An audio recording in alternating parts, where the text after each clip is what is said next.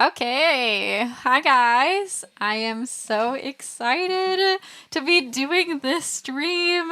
And oh, look, yes, people are hopping on. Awesome. Nice to see you guys here.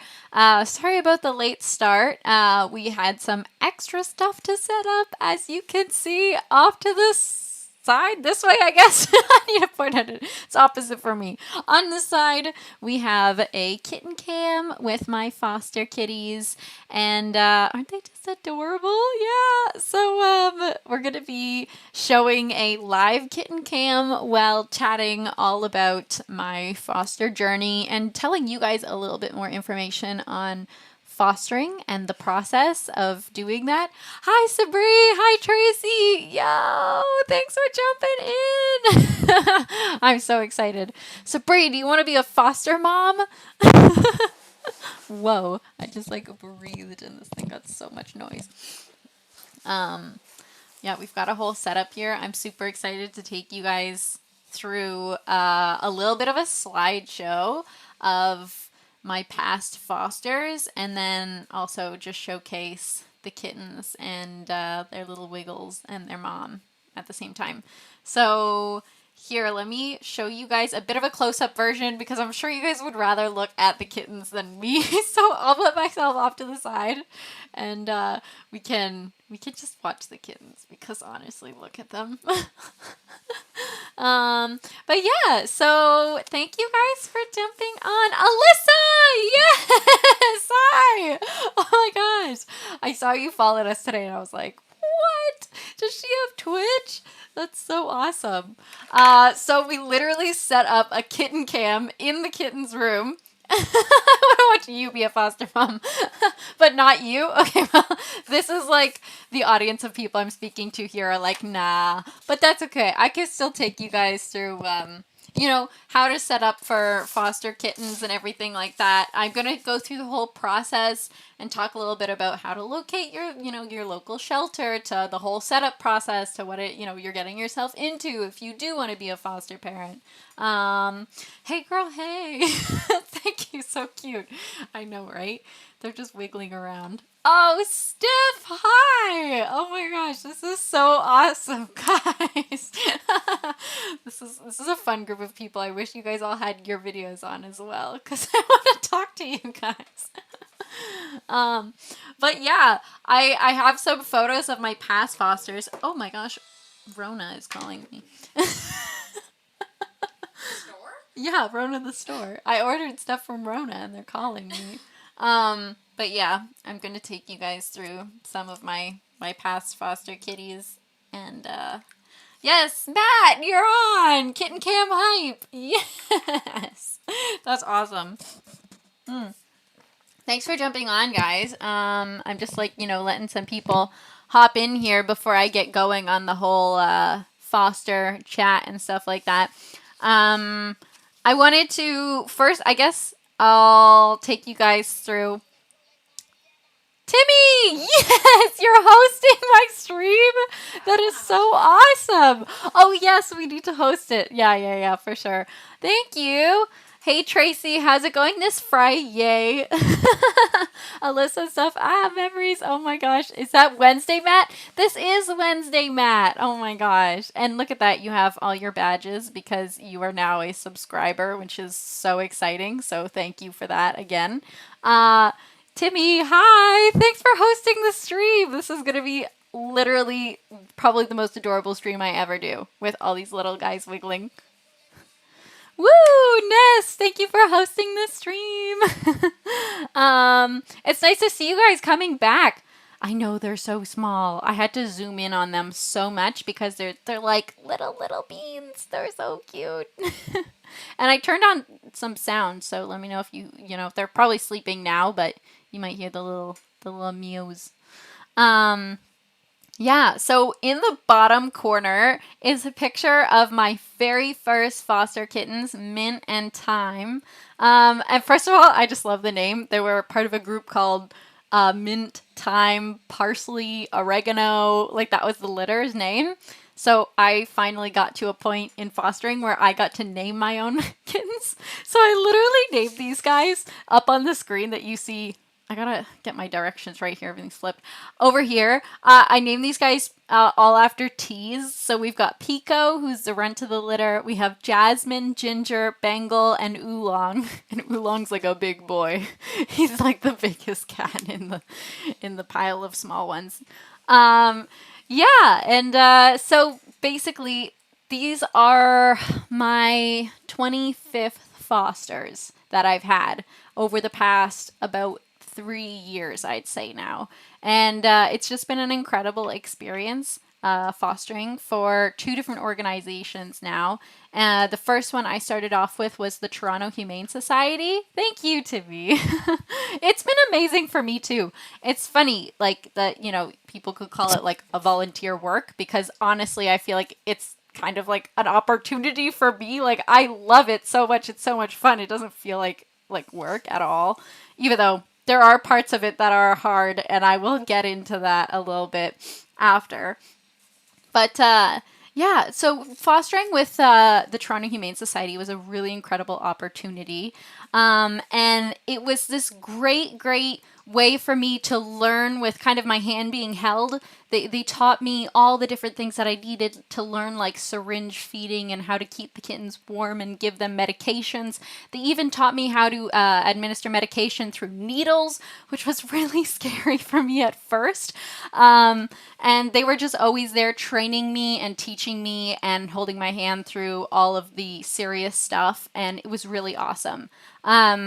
Jump to a couple years later now, and I'm fostering with another organization.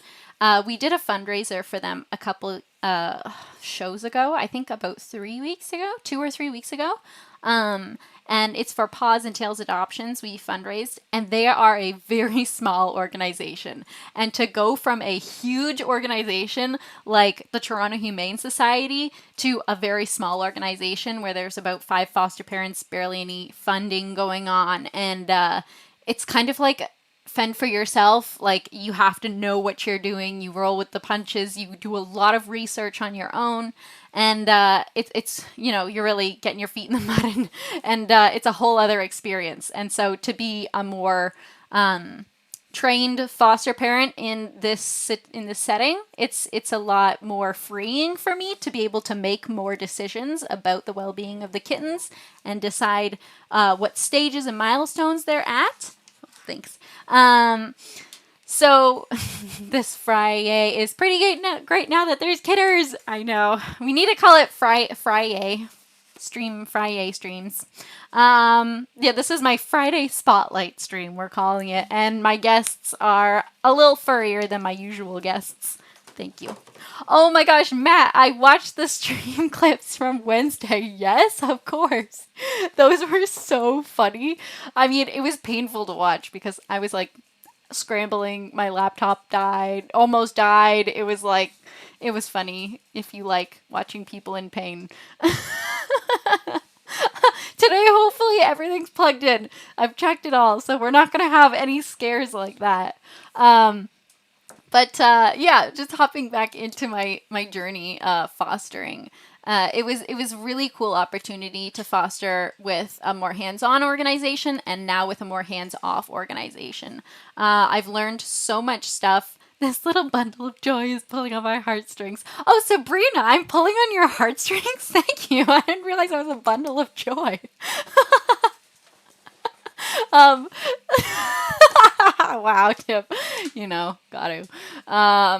But yeah, so it's been a lot more intense fostering with this organization. I'm calling a lot more of the shots, and it's a wonderful opportunity, but it does make the whole fostering experience a little more intense. So I want to talk to both different experiences as we go through the process of talking to you guys a little bit more about if you ever considered fostering and what that would look like in your area, because some places they're not going to have the Toronto Humane Society to hold your hand and teach you what you need to learn. And a lot of the learning that I did, because it does take a lot of research and studying and training and courses, that all came from online research. People like the Kitten Lady she's just like an incredible resource. So I should link her videos or something. Maybe I'll post it. I always post everything on Instagram. That's my most active platform, but maybe I'll post something featuring her because she's just incredible. I didn't realize I was a bundle of joy as you explode laughing. Sus.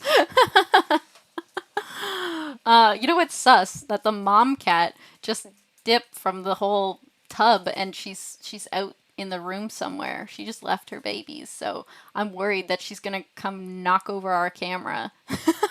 So I really wish I had a camera backwards to show what she is doing right now behind the scenes, because I'm a little bit worried about that, but she doesn't hear us, so they're not like really aware of the presence other than this camera sitting off to the side here. So they aren't hearing us. But yeah, so you might want to foster and you only have like a really hands-off organization, and that's okay. You can do a lot of learning on your own online. There are so many incredible resources and people that can teach you things. I will forewarn against trying to learn specific techniques and things online, because there's some stuff that you just really, really need to learn in person from a trained professional veterinarian. Recently, and it took me 3 years of fostering to get the training for this, but I learned how to administer subcutaneous fluids through a butterfly needle in the back of the neck. So when they're very, very sick and they are completely dehydrated, then you can actually insert subcutaneous fluids into the kitten that way if they're not drinking, and that can be a huge game changer and lifesaver to a kitten that's not doing well. But that is a learned skill. That's something you should not try to watch online. And something that, you're going to want to connect with your local organizations to help you get some training courses in person for stuff like that. Not to mention you can't even purchase the fluids bag or the needles or anything like that by yourself. So you have to do that through a different organization.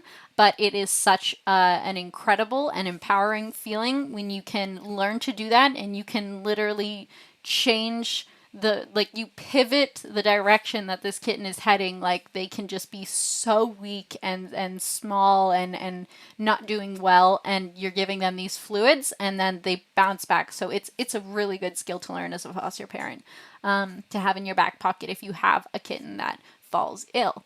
Because as adorable and cute and mostly sleeping as they are, even healthy kittens fall sick very easily. So when you sign on to be a foster parent, it's a whole lot of loving, and it's a whole lot of playing and training and teaching and snuggling.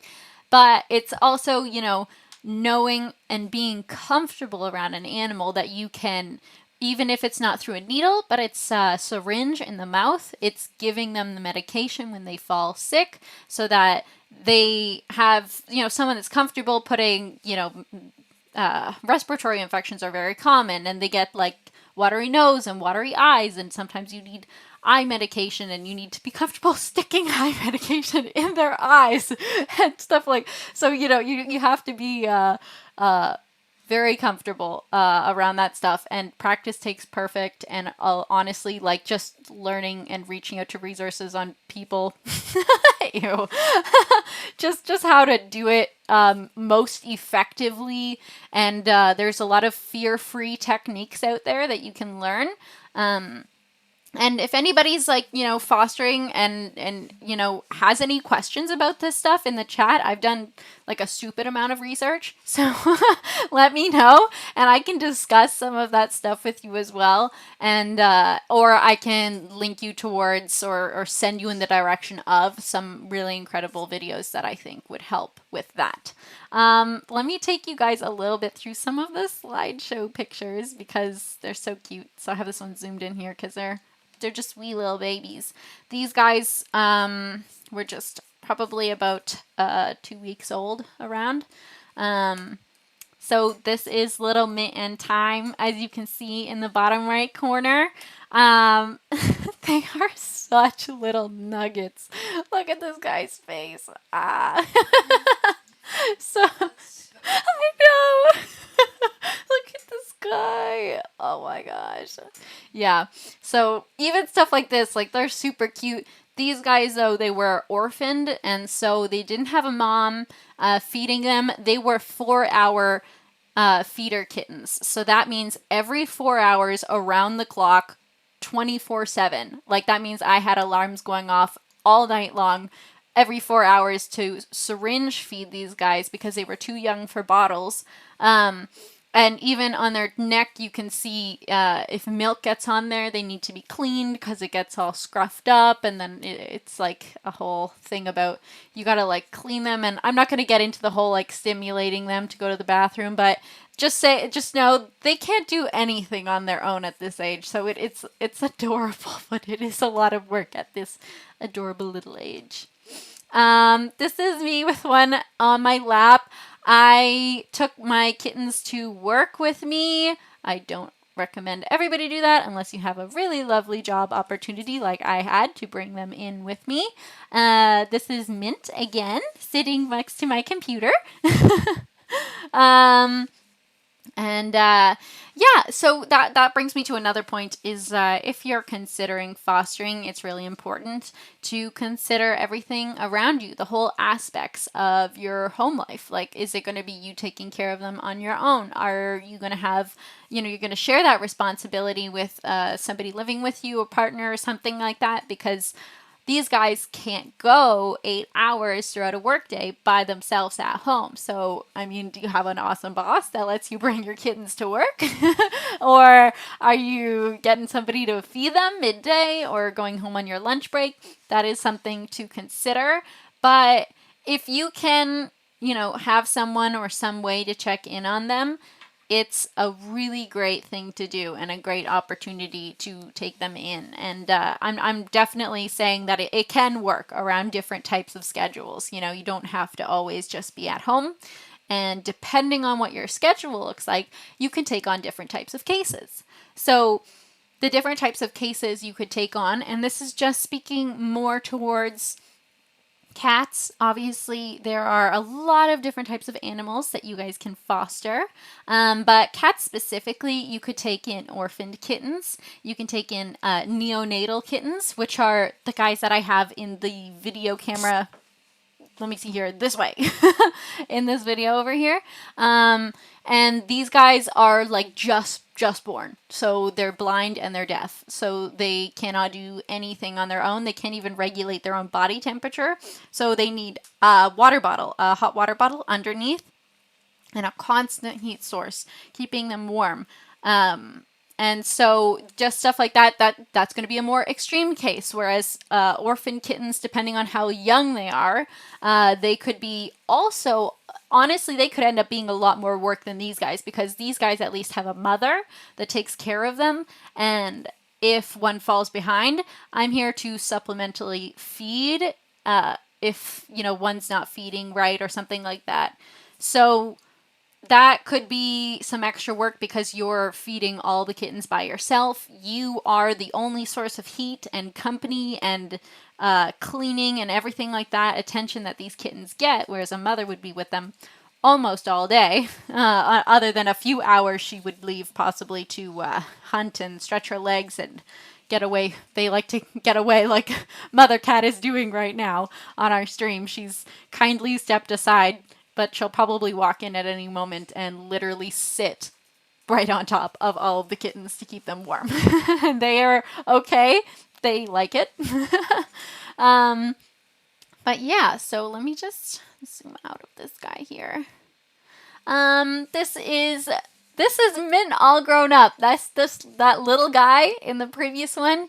This is a couple-month-old kitten. So foster length varies depending on the case that you take in. Oh yes, Minty. Oh yes, your baby. Oh my gosh. This guy was the sweetest little thing in the world. Oh my gosh. Like, it broke my heart to give him away.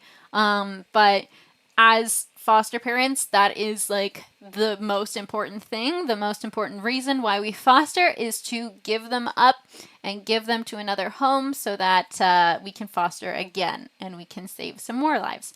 So that was a hard one. And that was my first ones. And I had them for a few months because they were so young. So it was really rough. It was really rough giving that guy away.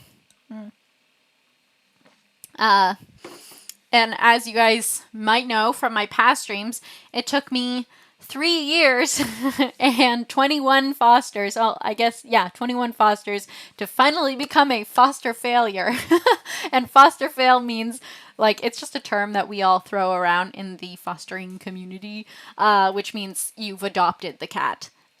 So it's not necessarily a fail, really. It's a wonderful thing, and if you can still foster after adopting, then that's incredible. And so, uh, yeah, so I've finally, after a really long time, adopted two kittens, and I'm super excited about them. I'll get to them at the end. They're one of my most recent foster groups, and these guys come in usually in two or three groups of two or threes, but. I'd be a foster failure every single time.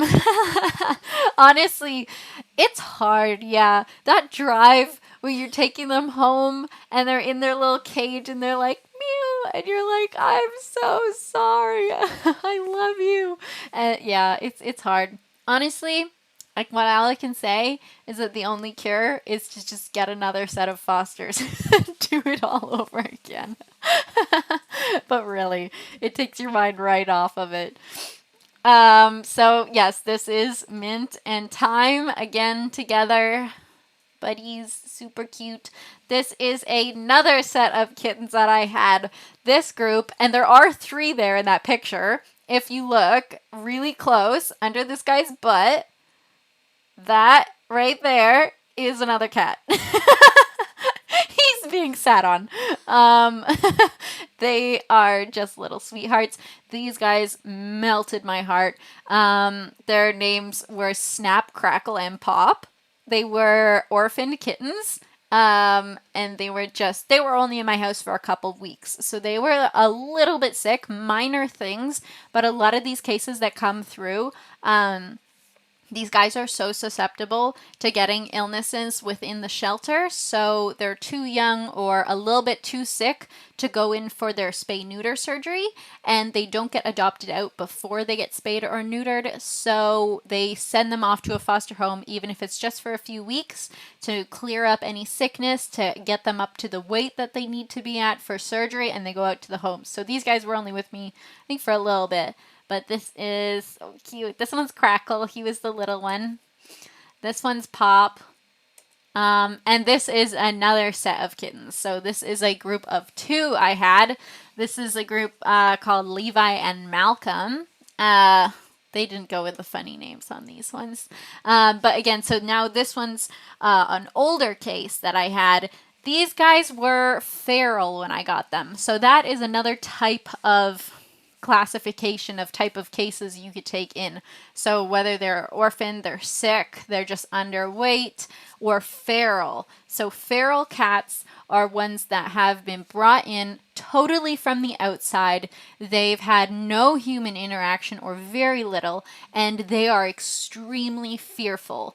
These guys are cases to take very, very cautiously, and you need to take your time with them. You are literally building all the trust that they have in people, and our goal is to make them the most adoptable cat in the whole shelter, right? So taking the time to bond with them, teaching them little tricks, getting them comfortable with being held, getting them comfortable with being brushed. These are all things that make them really adoptable candidates for parents that come in and they want to adopt. So it's really great work to help feral cats, young feral cats, become adoptable cats, and it's a really doable thing as well. It just takes a little bit of time and care, a little bit of TLC. So that's Levi and that's Malcolm. And these guys were a little bit older, but again, they were extremely fearful. And by the time they left my home, not to brag, they were like little babies, like they would just melt in your arms. So I really don't believe that, there's a cat that should be given up on. If in the right opportunity, in the right home, with the right help, you can definitely, relocate and change the life of these little guys, no matter what they're coming from. They left like sleeping in baskets, so these guys are in little baskets here. And so, yep, that's these guys again.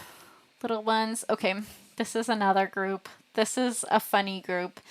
I never got information from the organization if these guys were from the same litter, but I really think that they were not. I think they were a random grouping because they look so different. Oh, Sabri, yeah.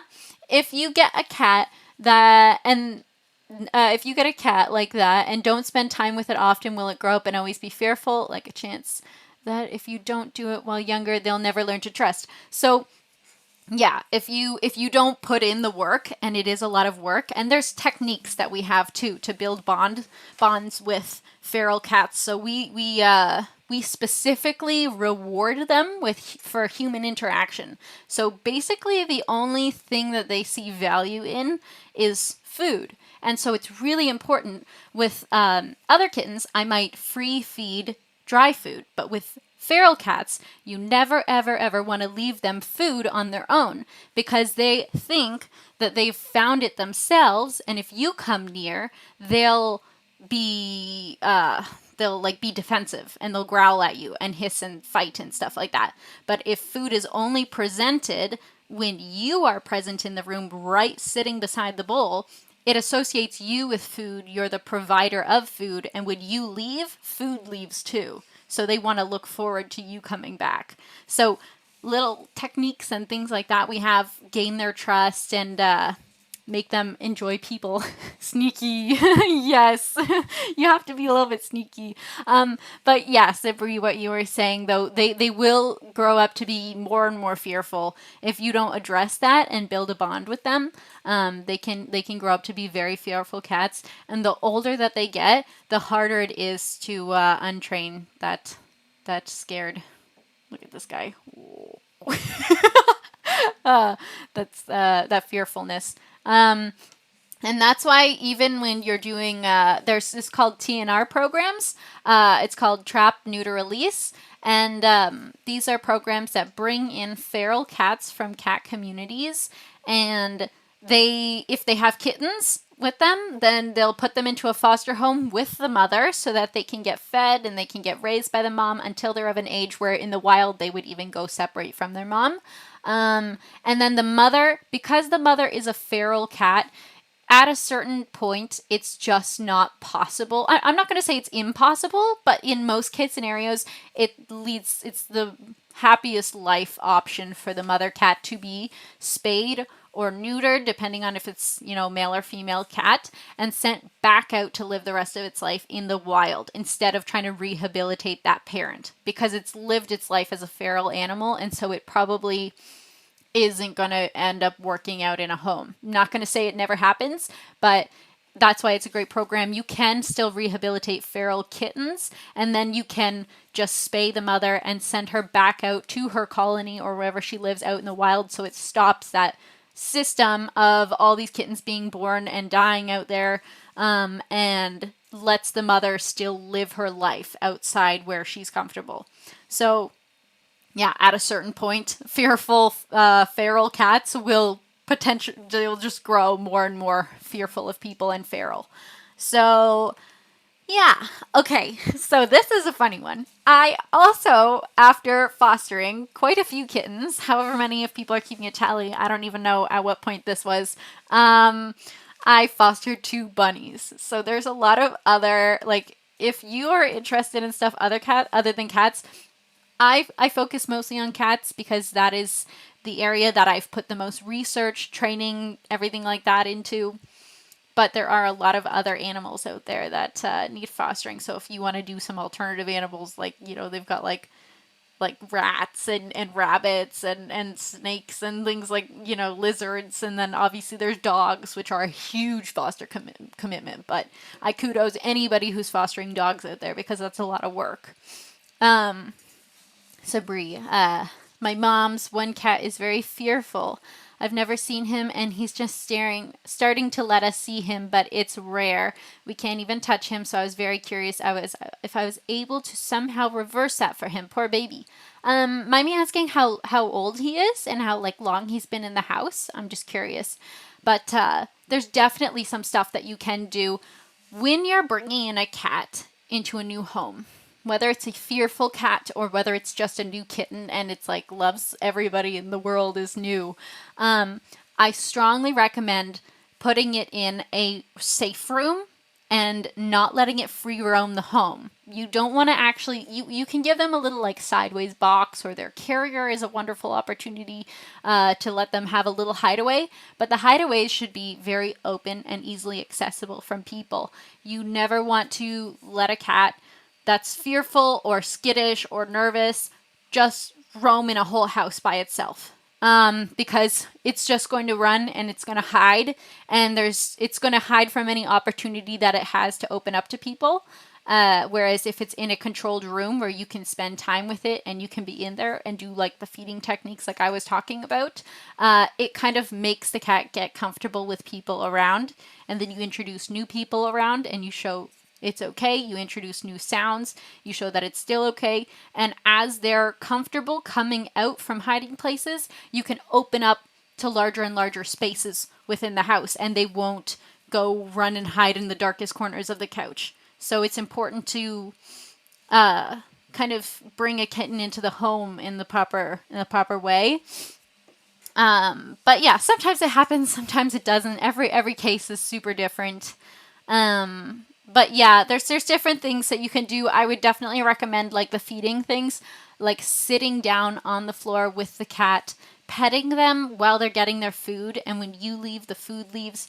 Things like that will, like, cats' biggest negotiator. Like, they are food motivated creatures. I'm sure everybody with a cat can attest, like, food comes out, the sound of food, all bets are off. Like, what do I need to do to get this food? Like, that is their biggest motivator. So if you have a cat that isn't, interested in you guys and, is fearful, then I think kind of bringing your presence around the food and making him kind of be like, okay, if I want this food, then I'm going to have to let human sit beside me, and I'm going to have to let human pet me and stuff like that. Then they'll do it for the food. Maybe not all at once. Maybe you're closer and then you're closer and closer and then touching. But there's different ways you can still bond with the cat afterwards, and I recommend using food for that. But putting in some time to build that relationship is definitely going to be worth it, because it's sad when a cat's just skittish and off hiding on its own, and it will continue to do that unless somebody takes the time to train it. It's really funny because not a lot of people think of cats as animals that need training, and dogs more like animals that need training, but you can actually teach a cat tricks just like a dog. You can teach them fetch, you can teach them roll over, sit, stay, paw, everything like that. And that's something that if you're trying to be a foster parent, it's a really incredible thing to teach them, because then when they go back to the shelter, they have this skill up on other animals, and it makes them so much more adoptable. If you can write in their profile that they know how to play fetch, like, oh my gosh, you just made that cat have a wonderful opportunity of getting adopted out.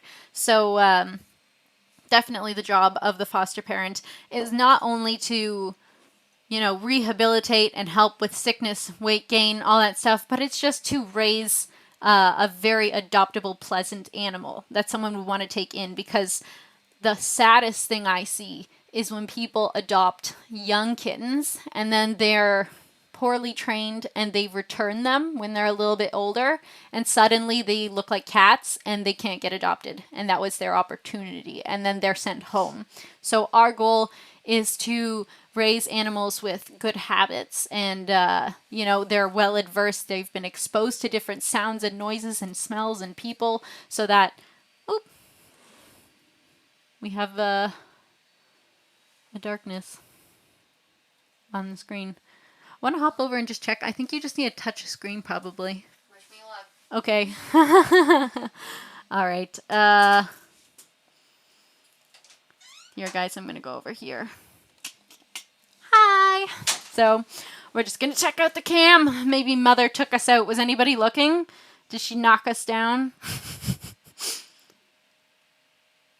Oh, it seems to be working. Trace, it seems to be working now. I don't know what was going on there. It's like it just reset. Yeah. Oh, Mom just jumped in. Oh, because you went in the room, right?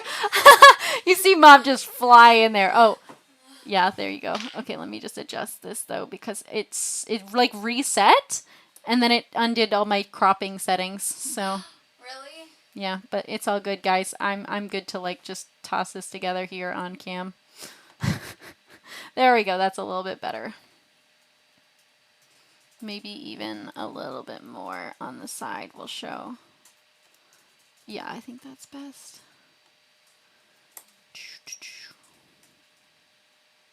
Oh, that's as much as we can see on the side there.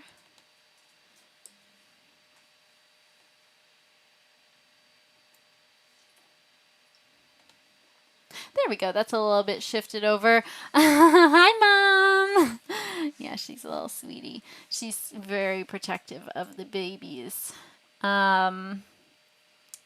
She's so happy to be back in there with them, but also they kind of drive her crazy. It's funny.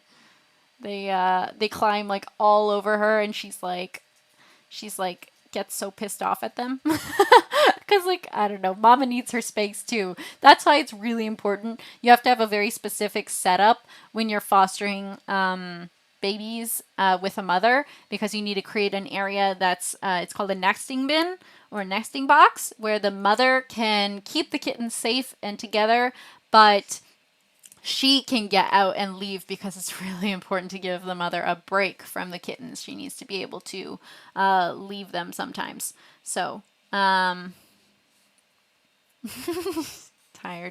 Probably going to pass out or feed the babies. I will go in there also at some point and give the mom some food. And usually at that point, she'll feed the babies. Here we go. Oh, I wanted to just slide this over because it shifted everything. 1 second. There, that's going to be a little bit better. There we go. Oh, you guys can see them kind of wiggling their way around to get some food. She's like waking everybody up and they're like, oh my gosh, it's food time. So they're all like getting up and they're moving along. This is a good angle, actually. If she stays like this, watch, she's totally going to move. Oh, yep, she moved. She just stepped right on their faces.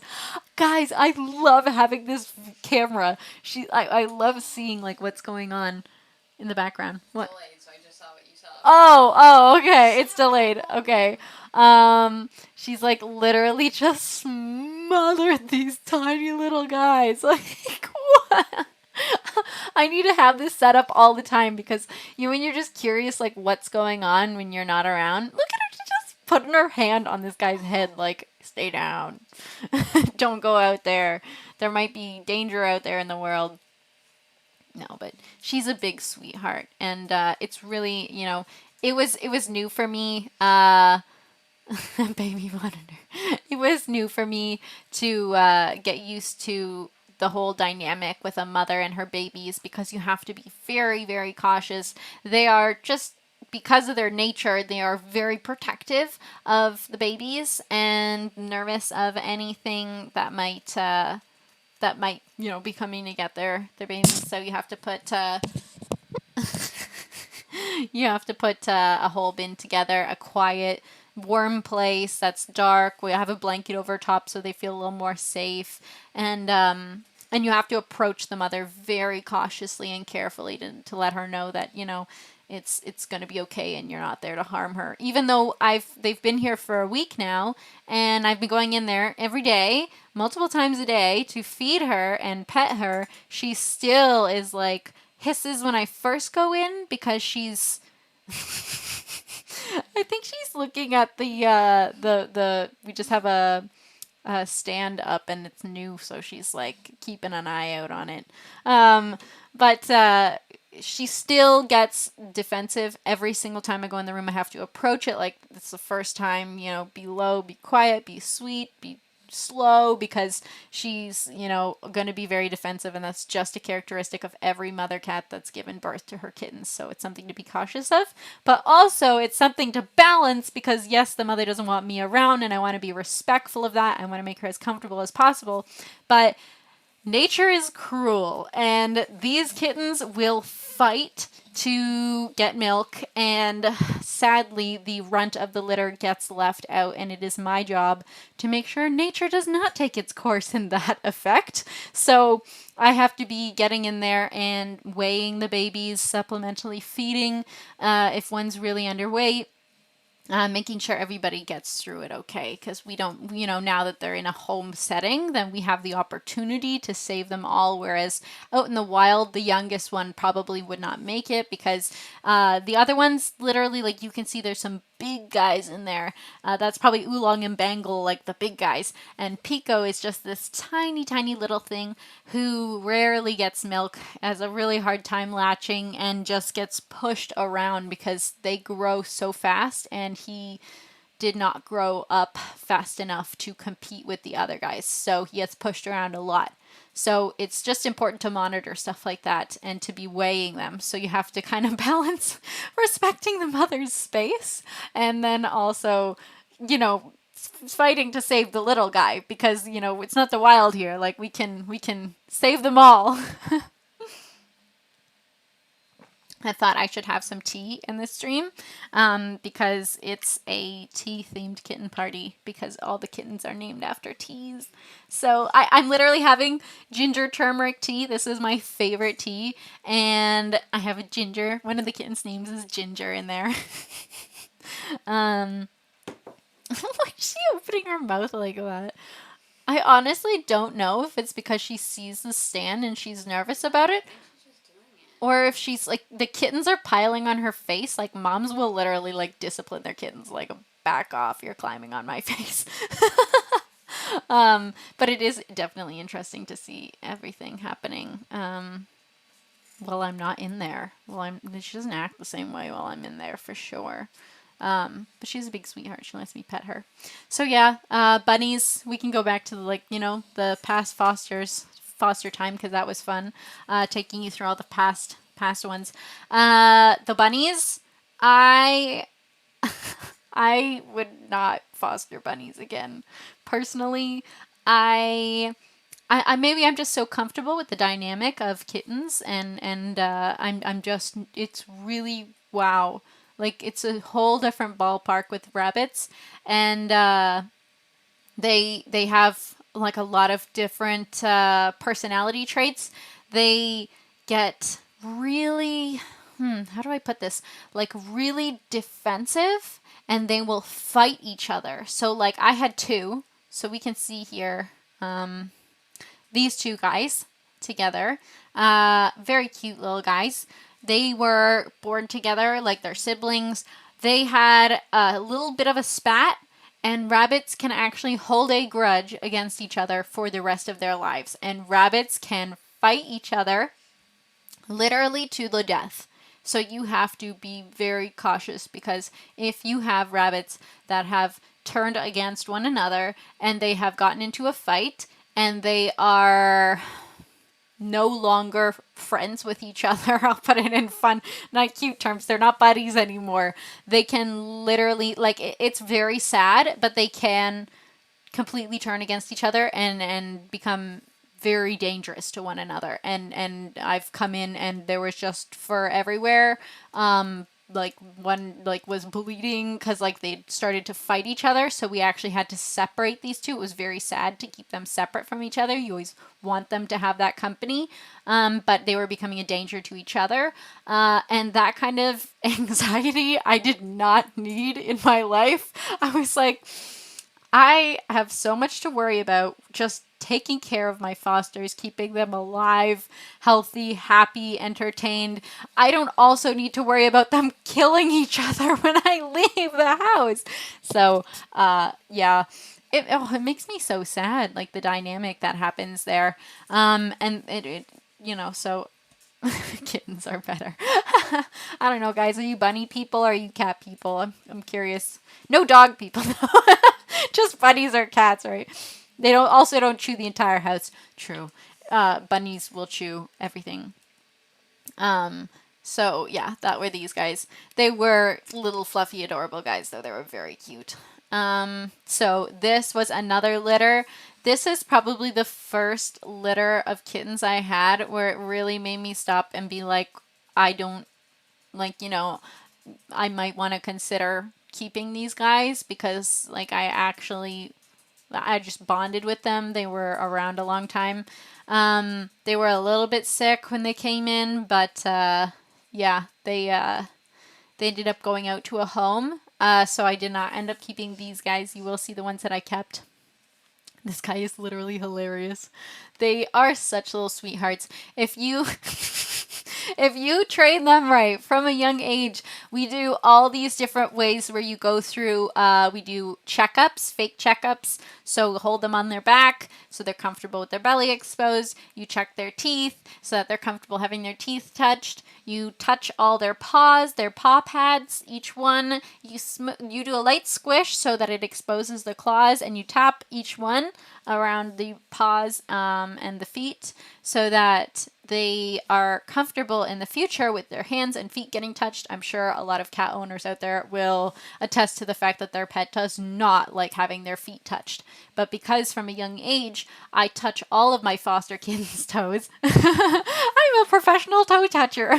I literally touch all of their toes at a regularly all the time. They are comfortable when they need to have their claws trimmed. I want to foster puppies so bad. Oh my gosh. They would be adorable. I would have a hard time saying no to a litter of puppies, but honestly, it would be a whole different ballpark. It would be a totally different scenario to take in puppies for sure. I actually I flew to St. Martin once to rescue a puppy. And it had a broken leg, and it was just through like an organization and a friend who adopted a dog from the island as well. And it was really cool. It was a really cool experience. Ray won't let you. What? Okay, if I had, I need to find an equivalent streamer for you that does like dogs, because if he came on this stream and saw all these adorable kittens and cats, I feel like he wouldn't possibly be able to say no. Look at them. She's cleaning them. Okay, guys. She never ever cleans the cats when I'm in there, and I started to get nervous that she wasn't cleaning and stimulating them as they should be. And so I was a little bit worried because mothers can neglect their cats, and it's really important to they can neglect their kittens, so it's really important to monitor and make sure that she's not neglecting them. And so looks like she is taking good care of these babies. Oh my gosh, she's getting up. Oh, she's looking right at the camera. Oh my gosh, guys. Oh, and she's off. What? Okay, you always gasp after me, and I'm like, what happened? Yeah, she's like, I'm out. I'm out of here. Bye, Mom. That's why I think she's like, okay, everybody's pretty much passed out. I'm gonna dip and go drink some water and eat some food. But yeah, I don't even remember where I was at talking about all the pets. The cuties. Oh my gosh, guys, look at this little face. So cute. Bam. That's like a little too zoomed in. It's a great quality photo though. So yeah, it's just a wonderful opportunity to foster these guys. I've had so many wonderful little guys. Look at this little guy. Coming in through my home. I know, I love this photo too. Yeah. Such little sweeties. Oh, yeah, I know, I went through a couple there. Oh, that's me with a couple of my cats. I had them all in my arms. And they were just like little sweethearts. Oh yeah, this is a whole other litter. So this is the litter that I adopted my two little ones from. If you guys have seen Dolce and Dragon from past streams, they have come in to say hello. Let me know if you can try to point them out in the picture. I'm curious if you can pick who they are out of the cluster of kittens in the video. And I just added also to the on-stream. Oh, I changed it to the Krabby Patties that you can now request some Dragon Kitty time and you can request some Dolce Kitty time. I set them at a pretty high price because I don't want to piss them off all the time bringing them in here. But I saw that on another stream and I was like, that is such a great idea. Just to allow the stream to build up and if people save up enough Krabby Patties, they want to bring in a cat to say hello, then that's kind of cool. So we're going to have that going on the stream now. I think we've pretty much established this stream as a cat somewhat themed stream with gaming as well. Oh my gosh, I have a lot going on down here. Whoa. Don't mind me, it's just me. Okay, and Rona. You and Rona. It's like blowing up my phone, literally. Yeah, so that's kind of going through pretty much all of my past fosters. I wanted to just take you through a couple, I guess it's like 10 steps that I just put together to not only set up your home for foster kittens, but to assess if you think that you are ready to be a foster parent and find out what works for you. So let's put on the corner, like this one. That's cute. I wanted to zoom into this one, but for some reason the zoom button's disappeared. It's Control plus. okay. Technical challenge. Okay, that's fine. Whatever. That's a cute one right there. But yeah, so basically, know what cases you're comfortable with. Right, so we talked about feral kittens. We talked about pregnant mothers, which are called queens. We talked about orphan kittens, older cats. It's always wonderful if you have an extra space in your home to take in an older cat. I heard it was very difficult to become a foster parent and a lot of planning goes into it. So a lot of planning goes into it, but honestly, it's not as difficult as you think. When I first heard that there was such a thing as fostering, I actually didn't even know it was a thing. And that's why I feel like it's so important to talk about it, to tell everybody out there that might have a good opportunity in their home like I happen to have. It is very doable, very possible, and there are a lot of organizations that need your help. Like, it's something that, Pine, hi for stopping by. Hi, thank you for stopping by. Nice to see you here. We're just talking about assessing your home to see what kind of foster cases you might be able to take in. So knowing the type, but Sabri, there is definitely a huge need. Difficulty would only be just making sure that you have the right scenario in your home. So as long as your home is meets a couple standards, which I'll go through, then it's very doable. And there is a huge need within specific organizations. I found that the first organization I was with had an overwhelming amount of foster parents, whereas the smaller organizations where they're a little more hands-off and you need to be a little bit more confident, a little bit more knowledgeable and self-trained or trained from previous experience with veterinarians, they're the ones that really, really have more of a demand and more of a need. So if you are comfortable with that kind of thing, doing the studying, then there are a lot of organizations that are smaller that can take that help for sure. There's other cases like palliative care types, which is a rough kind. Palliative care is definitely an admirable cause. The people that are able to do that, it's enough breaking my heart just to give up foster kittens when they get to the age where they go out to adoptive homes. But so step 1, get away from Ray. Step 2, message Tiff. Step 3, do everything Tiff says and apply right now. I love it. That's awesome. Oh my gosh. I mean, that's not awesome. I'm sorry, Ray, if you're watching this. Watch him, the rest of your family be watching this and they're like, Tiff, how could you be driving Sabri away? I'm not. But no, don't try to get away from your families if it doesn't work out. Just wait for an opportunity in life where it works. But palliative care is basically animals that are on their last legs and they just need a comfortable home to live out the rest of their life in. It's a very, very admirable thing when people take in palliative care animals. They're usually older or have what's it called? Terminal illnesses.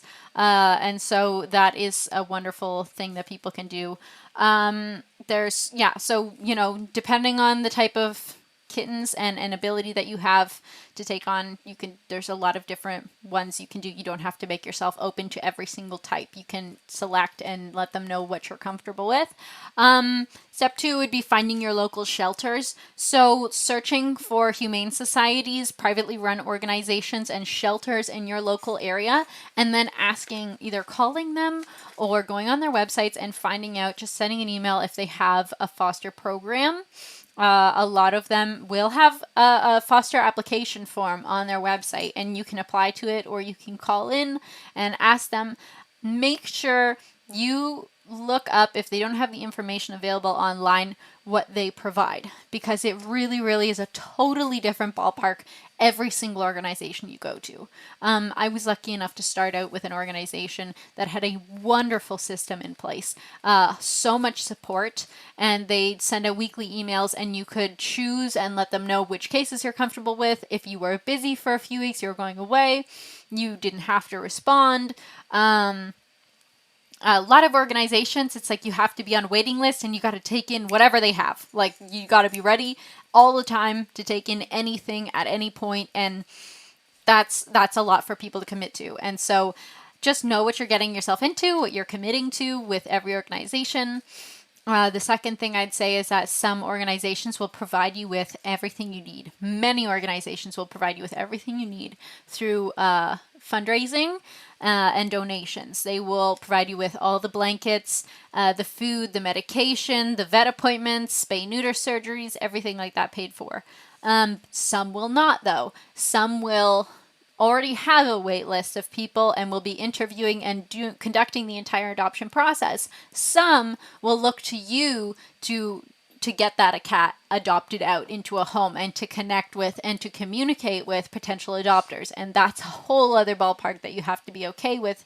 So that's definitely something that you need to look into and ask an organization about if you are interested in fostering with your local organizations. Step 3 would be see if your home is a good fit. So are there kids? Is it loud? Are there other pets in the home? And are those pets up to their, vaccinations and everything like that? Because they could very easily get sick from these other kittens, or these kittens could get sick from them, especially if they're going outside and you want to keep them separate. So it's really important to have the proper space and to be able to keep them separate in a quiet, safe room. That is totally blocked off from the rest of your home. So you kind of need to look into your home and say, do I have a separate room? Even a large enough bathroom will be good. And honestly, tile or wood would be the best. Something that you're able to sanitize. What I always recommend is there's a lot of, what do you call them, pathogens. There's a lot of sicknesses that can stay and live on surfaces for even up to a year. Very, very harmful to cats, and so they need to be killed with very strong cleaners. There's things that are safe called Rescue, or bleach will do the trick. Every time I have a batch of kittens through, I clean with bleach to kill everything, and then I clean on top of that with a gentle cleaner so that it's not a harmful chemical left over on the surface. Sabri, lol. Teddy Eddie isn't enough anymore. I need more to love. I got so much love to give. Or so much to give, I assume is love. Who's Teddy Eddie? Is Teddy Eddie a hamster? All little hammies squirming. What? It says Teddy Eddie. I'm scared for when you get a house, it's going to be a zoo. I am, yeah, I mean, no. I'd only take on as many as I could give, like, the needed attention to, and honestly, takes so much out of me to, keep up with all the medications and the sicknesses and monitoring and weighing and everything like that. So, yeah, I wouldn't take too many, but, a few. Um, Oh, and Sabri, yeah, when you get your house. Oh my gosh, I cannot wait. Okay, so once you get a home where you have a space to foster, you call me up and we're going to find the perfect space in the room in the house. We're going to find a room and I'm going to set you up good with everything you need. What, Tracy, tell her? Tell her what? My heart? What? What is happening? There's something so dramatic happening. I know, right? Teddy Eddie, right? What? It's her lifelong teddy bear she's had since ever. And she sniffs its butt every night before she goes to bed. Oh my gosh. Oh, okay. I don't know why. That brings back some memories. The butt sniff bear. Okay. How many years has it been since I feel like I would have seen Teddy Eddie? Maybe like 10 years. A while. But yeah. I remember now. Yes, you definitely. I thought it was another hamster. I thought you had more hamsters. I remember you always used to have them. And then Tracy said something about hammies, and I was like, oh, the kittens look like hamsters, but so excited, like not even joking, so prepared. Yes, and you're going to be even more prepared because I am going to prepare you to be a foster parent. I love it. Sabri, you're making this whole talk like worth it. Thank you. And awesome questions as well. That's so great. So I love it. It's just like my two mods like chatting. Somebody better moderate this conversation. Before it gets crazy. I need to moderate my moderators. Okay. Step 4. Sorry, guys. We're only on step 4. This is Twitch, though, right? I can be as slow as I want. No mods in the mod? Sure.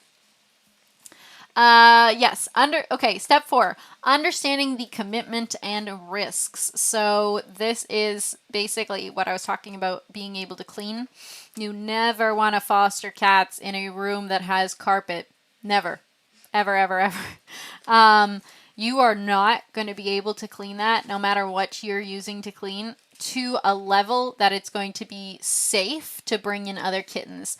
These kittens are like they're born blind, deaf, unable to warm their bodies. They are so vulnerable and they really, really need to be protective from any illnesses. They get sick very easily. So when you're, bringing in multiple litters, that brings in a lot of different illnesses and you need to be able to clean the area really well, like sanitize the crap out of it. So definitely, know that you'll have to do a lot of cleaning. Like a lot of my day is just going in multiple times in the day and cleaning litter boxes, sanitizing the floors, I change all of the blankets. I have like a army of fleece blankets and towels that I change out all the time because, these little guys are sick, right? So they're going to have accidents and that's just a lot of cleaning. So if you enjoy that, that's definitely a huge part of it for sure.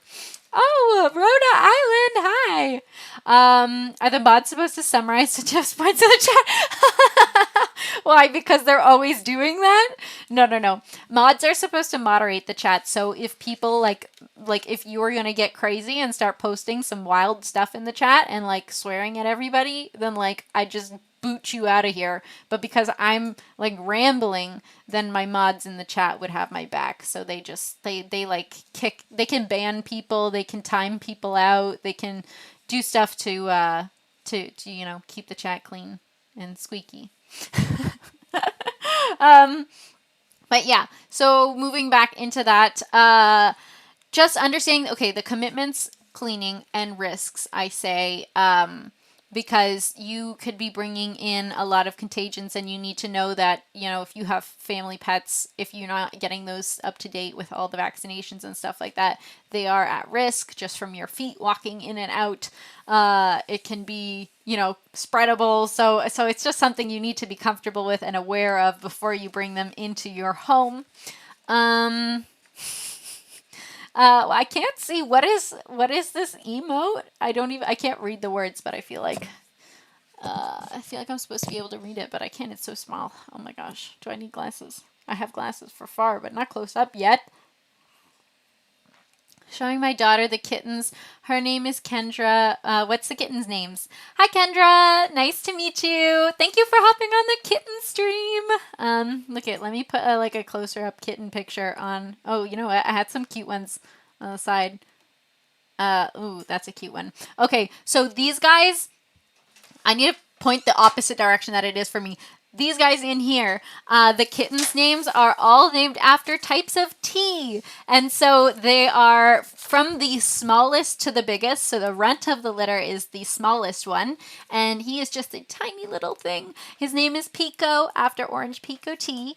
And then we have the medium-sized ones, I'll say, Jasmine, Ginger, and we have Jasmine and Ginger are a little bit smaller, and then the big guys are Bengal and then Oolong. And Oolong is he's like the big one, the big boy in the batch. He's almost twice the size of Pico. So so it's hard to tell them apart right now at such a young age. They all look like little, they're just little beans. But as they grow, and they'll kind of grow a little disproportionately, they'll have different patterns or colors. It's a little bit hard with a litter like this because they literally look the exact same.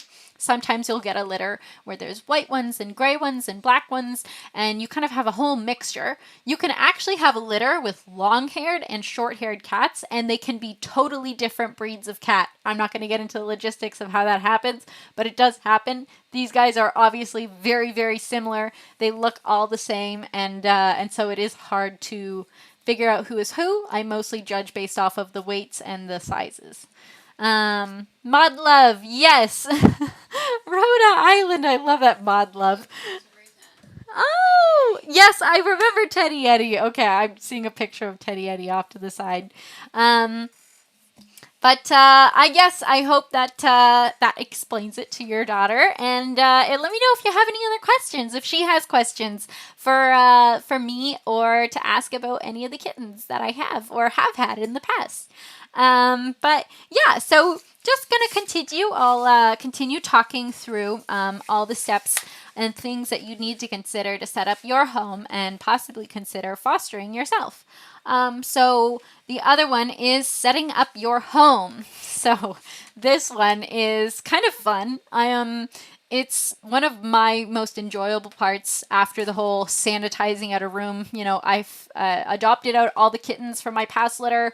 I got an email saying that there is a new litter in and they need my help, and I'm racing around to clean. So I've sanitized everything, I've done my gentle cleaner over everything, and now I get to set up my room. So what would that look like?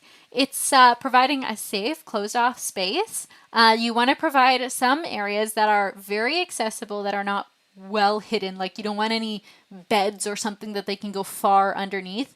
But I find that putting a box in the room and their carrier in the room is just enough that they can hide and feel safe. It's a little safe hideout for them when they're nervous at first. And then you want to get a bunch of towels, fleece blankets, and create some warm, cuddly areas for them to sleep. Honestly, don't be upset if they sleep on the middle of the floor because that happens. But it's really important to give them some safe, comfortable spaces as well. And what is Tracy saying here? No, we're just here to make sure people don't get out of line. Yes. Yeah, don't get out of line. You guys are wild in this chat, honestly. No, I feel like, honestly, I say honestly way too much. I've had the most supportive chat, though, I feel like, on all of Twitch that I've seen so far. No, but it's just a very, very positive, uplifting place in the chat section. So thank you guys all for whoever's, lurking, or if you're chatting, just for being such a positive group of people. It's exactly what I wanted for the channel, and it's so wonderful. Just having like such an uplifting group of people, like wanting to learn and everything like that. It's wonderful. So, you guys in the chat are awesome. Chat love. Being outside the normal is more fun. Oh wait, I missed something above here. Make sure people don't get out of line. She loved it, but back to her tablet. Oh my gosh, that's funny. I'm always on the watch for the out of liners. I love it. Yes. Being outside the normal is more fun. Oh my gosh, that's funny. Have there been any out of liners though? Really? I don't know. I haven't noticed any, so I guess maybe you guys are super on top of things and I don't even get to see them, but kudos to you. That's cool. Yeah. So, okay. List a couple things. So a lot of organizations, and when you're starting off on your own, I strongly recommend going with an organization that does provide these things. They get them through donations and funding, but it's going to be a lot to get on your own if you're starting off by yourself and the organization doesn't provide anything, because kittens eat a lot. And KMR, the powdered milk replacer that we use for orphan kittens that can't feed from their mother, costs a lot of money. Every single tin of it, it's like $50. It's crazy. So it's something that you definitely want to do through an organization. If you're purchasing this stuff on your own, then kudos to you. It's a huge undertaking, and that is why it's so important to donate to these organizations, because they're going through tons of this KMR kitten milk and food every day, because these kittens just gobble up a lot. They're growing, and it's expensive work to care for these guys. So that is why it's so wonderful what these organizations are doing, giving everything to the animals. Rip David's tea, though. Wait, is David's tea no more? What do you mean, rip? Okay, obviously I'm out of the loop here. What's going on with David's tea? And no, this isn't. Is this David's tea? Guys, shameless promo. Celestial Organics. This is a wonderful tea. It's my favorite blend of ginger turmeric. Yes, that's actually my favorite type of tea, though. Totally not sponsored. It's not, though, but just practicing. But is David's tea okay, though? Like, what happened to them? So, okay. Oh, yeah. So some of the things that you would need to get, hypothetically, I went out and I got some extra stuff myself, but that's because I foster so many animals through different organizations. I have my favorite different things to use that I want to have personally, and it makes sense for me to invest in owning them because I have so many fosters coming through my home. It's not just a one-time thing. NBC at least closed up. I didn't even know that. I never go out to buy tea. It's kind of like I understand it's just like saturated water, like coffee is the same, but for some reason for me, buying a coffee seems more worth it than buying a tea. Like, if I'm going to have a tea, like, I'm only going to have a tea at home. It does not feel like I should spend money on a tea out. I don't know why I have that thought process. Everyone here bought like 40 bundles. Now we don't buy more. Wow. I didn't know that. That's really sad. They were a huge organization. But yeah, I never buy tea out. Do they do a lot of organic teas? I feel like we really only have organic teas, and I don't know if they did that. Stuff. But, okay, so some of the things that you might need. A scale. You have to weigh the kittens and track their weights every day. That's very important because the number one way you can notice if a kitten is not doing well is if its weight has plateaued or if its weight is decreasing. The weight of a kitten should be going up drastically every single day because they are growing rapidly. The weight will plateau as they get older. But in the young ages, it's very, very important that they're gaining every single day. You'll need lots of towels, fleece blankets. Again, these things like literally get soiled constantly. I am changing and washing towels every day, so have extras. You do not want to have to put a load in every single time you need to change them. A hot water bottle for everybody out there that has microwaves. You can use those discs that you microwave, or you get a hot water bottle, fill them with water, and that keeps them warm. These guys I have, they don't always need a hot water bottle because their mom is their hot water bottle when she decides to be around. But she's most of the day, she is sitting literally on top of them, keeping them warm. Otherwise, kittens cannot regulate their own body heat temperatures, so they will get cold, and one of the number one ways they pass away is just by hypothermia, because they can't even ingest food when they're cold. They can't even process it in their systems. One of the interesting things I learned is when you find a kitten, say you find one out there in the wild, there's some people might try to assess, hey, are they covered in dirt? Should I clean them up? Are they covered in ticks and fleas? Should I take care of that? Is that the first thing I do? No, that's like the last thing you do. Is it, should I try to feed them food or water? Is that the first thing I do? Actually, no, that's not as well. The first thing that you have to do is warm them up, by all means, because they can't even process the food. If you were to get a kitten to, I don't know how, but make them eat some food after finding them, if they are cold, if the food is cold, they will not be able to process that food. So number one important thing to do, warm that kitten up is the first thing, then get some food into it, and then assess any fleas or anything like medication that needs to be done to help treat its skin and clean it up last. But that's a little side note. Other things you would need. Some stuffed animals. I actually have a low-lying stuffed animal that like spreads out. That is for all of my orphaned kittens that I have in. They have these wonderful cats that you can actually buy. They're fake, obviously. They have a heartbeat in them. You can charge it or put a battery in it, and it makes a low like purring noise, and it's wonderful, and it has a heartbeat. And kittens that are orphaned, they spend most of their time, they would have spent most of their time under mom or beside mom. And so having that figure in their nesting box is really important for them to feel safe and comfortable, because you can't always be there all the time. So if you can get something like that with the heartbeat, that is incredible. If not, a stuffed animal works as well, and a hot water bottle to keep them warm under the blankets. Food, water bowls, all that stuff, litter boxes. When they're really tiny, I literally save up Kleenex boxes and I cut them in half, and I use those with some newspaper litter. I use yesterday's news, but it's great because a lot of kittens, if you use rock litter with them, they try to eat it. I don't know why. It's just something in their heads. They always try to eat it. So,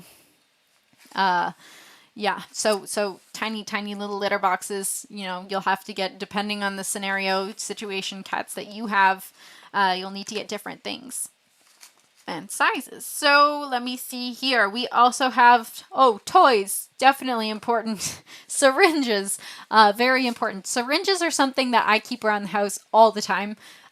Syringes, I give them milk with syringes. I give them their food sometimes with syringes. Like if they're not well and they're really sick, then I'll make it into a slurry and I'll give them their food that way, just to ensure they get a little something in their stomachs. It's something you have to do very, very cautiously and carefully to make sure that they don't aspirate. And so you have to be comfortable with that and trained to do that. And then medications, I will have to administer with a syringe in their mouth sometimes too. So syringes are just a really helpful thing to have around when you have kittens. When you're talking about keto, unless you're trying to avoid sugar. Oh, they add a lot of sugar to their teas. I know the struggle. I was keto for almost a year. Oh my gosh, kudos to you. Kudos for the ketos. That is hard. I do not have the strength to do that. I'm Italian and I love cheese and bread. I'm an addict.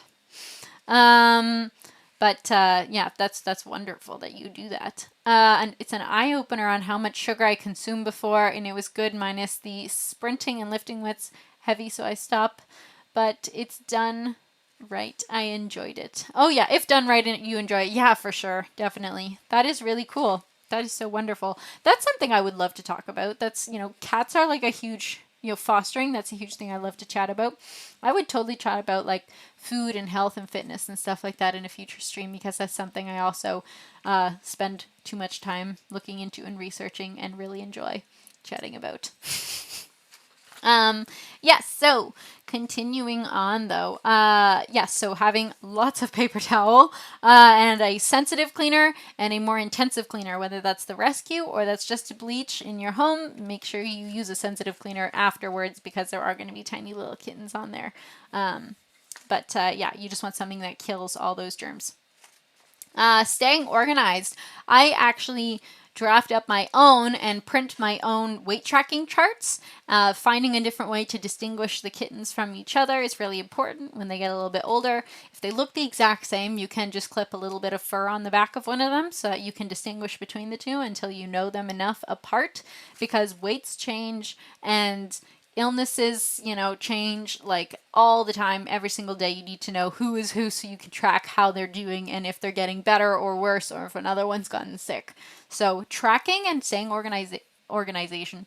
Tracking and staying organized, I think, is a really, really important part of fostering. It's not just about, having fun with them, but it's their whole well-being. They're coming into your home most likely. Can't keep on the kitten chat. That's okay. But they're most likely coming into your home sick and vulnerable, and so it's really important that your job is to monitor their situation every single day and make sure that they're not getting any worse, but they're at least plateauing and getting better and not digressing. So tracking that. Yeah. I track down stool scores, behavior, any cough, sneezes, anything like that, and weights every single day to track them and catch sicknesses before they get too bad. And sickness is super common in young kittens. Like, they deal with so many things: eye infections, respiratory infections, ringworm. They deal with like tons and tons of like things they'll go through. So don't worry about it. You just got to monitor it and make sure you're aware of it as soon as possible so you can treat each thing. Yeah, because these are all things that can be, harmless if caught at the right time and treated effectively.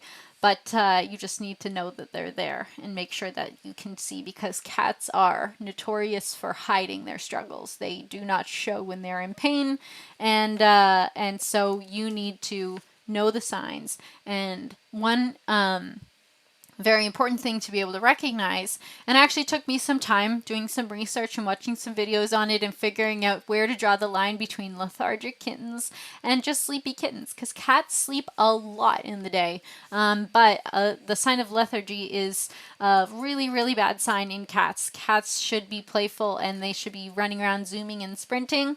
A cool fact about cats, though, is a lot of people I've noticed toss around the fact that they're nocturnal. A lot of people call cats nocturnal. Cats are actually crepuscular. And that means that, and a lot of other animals are crepuscular. Rabbits are crepuscular. Deer are crepuscular. They are up at dawn and dusk. Obviously, they're up throughout the days in different times, and it will change and grow with your schedule and, your house commotion times.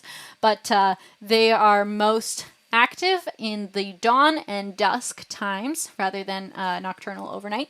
And so, wow, cat expert, thank you. Literally been doing this too many years. Too many cat videos just spiraled into researching. But so basically, it's really important to recognize, when they're sleeping. Most hours of the day is normal because they are growing. Kittens sleep so much. If you get a kitten expecting it to be fun all the time, it will not be fun all the time. It actually makes me sad. Like, thinking about, I want to play with these little kittens that you see in the bin there, and they are passed out, and they will be most of the day. So, obviously don't force your kitten to get up and play. They're growing still and they're developing, so they need to sleep. But if they're not getting up at all, or if them getting up, they're slow, they're droopy, dragging their paws, they're not playful, they're not attentive, that's signs of lethargy, and that is really, really bad. And that's something that you need to check in like right away, because that is like the first sign to any sickness. You could have other symptoms of sickness, but if your cat is not lethargic and it's playing really well, then you have a great sign. Even if they have like other symptoms, then that's a sign that they're going to be okay, or they're, moving towards being okay, or they're not too bad. Oh, Timmy, awesome. That's so wonderful. Sabri, awesome. Thank you. You guys are so wonderful. I'm happy you're enjoying this. I was like, am I going to lose everybody talking about all this stuff? I don't know, but I find it really interesting. When I learned about all this stuff, I was like, this is so interesting for me. Do I get a credit towards uni for this? Literally, guys, this is my Zoom class, and you all are going to get some homework distributed afterwards, and yeah. Aw, thank you, Sabri. I love learning things too. When I started a Twitch page, one of the major things that I really wanted to do was like, yeah, let's have fun, like let's play games and chill, and like Wednesday nights are our chill nights. But like I wanted this Friday night show to be something that really the content was of value. It provided value to people and they learned something from it. And so that was really important to me. And so thank you guys for, enjoying it. Oh, I hear some peeps coming from the kittens. They're a little awake. So a couple guys woke up. Tracy, you made me choke on my ice cream. Education. Oh my gosh, I didn't even see that. I thought that was like a typo or something. Education. That's wonderful. I love how we always end up getting into the cat puns at some point, literally, even if cats have nothing to do with the stream. So okay, step 7, training and providing all the lovin's. That's what I wrote here. It is so important, guys. Our goal is to raise the most adoptable cat in the shelter. We want these guys to not only go out into a home, but stay in that home. And we really don't want them to be sent back. So there's things like, I touched upon this as well, with doing the regular checkups, brushing your cats. A lot of cats are uncomfortable being brushed when they get older. So doing the regular brushes. I actually brush my cat's teeth because that is something that they are not comfortable with when they're older. But it's really important and can help save a lot of money on dental bills if you just brush your cat's teeth, which is funny. A lot of people don't know, but all cats' teeth can be brushed and should be brushed and will save you a lot of money when they're older if you do brush them. So things like that are things that we can do as foster parents when cats are younger to have them be comfortable having their whole, their ears getting checked, their eyes getting cleaned from any goops, their teeth getting touched and checked and lifted. They get so relaxed and chill if you do that regularly at a young age. The claws are really important to be comfortable with touching them or just providing them with a scratching post. We also have clauses, guys, in adoption paperwork that says that we will not, you have to sign that you will never ever declaw your cats. It is completely inhumane. It is horrible. It injures them for the rest of their lives. And it's just terrible. Never ever ever declaw your cats. You're actually removing the last joint of their fingers. It is cutting that off, and it can cause them pain and discomfort for the rest of their life. It is very bad. So yeah, we do make people sign a contract saying that they will never declaw the cat when they take these cats. It's very easy to come up with a system to get your cat comfortable with toe touches and to either get the scratching posts that they need. It's not that expensive to get even cardboard scratching posts or, trim the claws, or just train them to be more cautious with the, if there's kids around or something like that. But definitely declawing them is never, ever, ever the answer. So basically what we're doing as foster parents is making them the most adoptable cats out there, right? We want them to get adopted. And fortunately, there is a high demand for young kittens. So getting them into the homes isn't always the problem, but it's getting them to stay in the homes. People need to, definitely, if you're a part of the process where you're adopting out a cat, you need to interview someone and make sure that they're not doing it on a whim. They know all the work that goes into it. And I hate when people declaw. It makes me mad, mad, mad. Yes, Sabri, totally. It really it does. It makes me so sad for the animals. Um, and people just I think as long as they understand what they're getting into with the animals, they understand the commitments, and you're raising a cat that doesn't have, as best you can, any bad habits at the time that they're going out, then you're giving them the best opportunity to stay in their home and not have any problems. Because someone might pick a cat because it looks cute, but then it's got all these problems, and they end up sending it back, and it looks older, and then it doesn't get adopted out, and that's a really sad system that happens a lot of the time. So it's important to work on the personality and training of the cats just as much as you would train dogs. It's very important to train cats, and you can train cats for sure. Yeah, so step 8, I just said, like, get those zoomies out. So, like, they need to have playtime, and it's really important for a cat's mental health. They are little hunters, and they are like little sociopaths. Like, they want to murder. It is hilarious, adorable, and kind of creepy how good they are at, like, killing, and like actually you can see them like try to like snap the neck of the thing and like carry it around like they know it's done, like dead. It's like it's instinctual, and it's really important for them to feel like live a fulfilled life inside and to develop and grow. That when you're playing with them, toys like on a stick and stuff like that are really good, and you can. It's important to let them catch them. That's why a lot of people are against actually laser pointer toys, because the cat can never catch the toy, and it's actually very frustrating for the animal itself. It's bad for its mental state, for it's bad for its fulfillment. It actually leaves them more stressed out after playing. If they can't have that kill at the end, they need to have that closure, which a lot of people don't actually know to do. But that is really important, that when you're done playing, let the cat catch, and carry their final kill around to a place where they want to carry it off to. That's part of the whole system and process in their head, and that's really important that you follow that when playing with them, because they're fighting, life or death in their mind to hunt and survive. Sabri, my cats love to bring me mice and birds at least twice a week in the summer. I thank them and gracefully get rid of it. That's nice. That's really nice.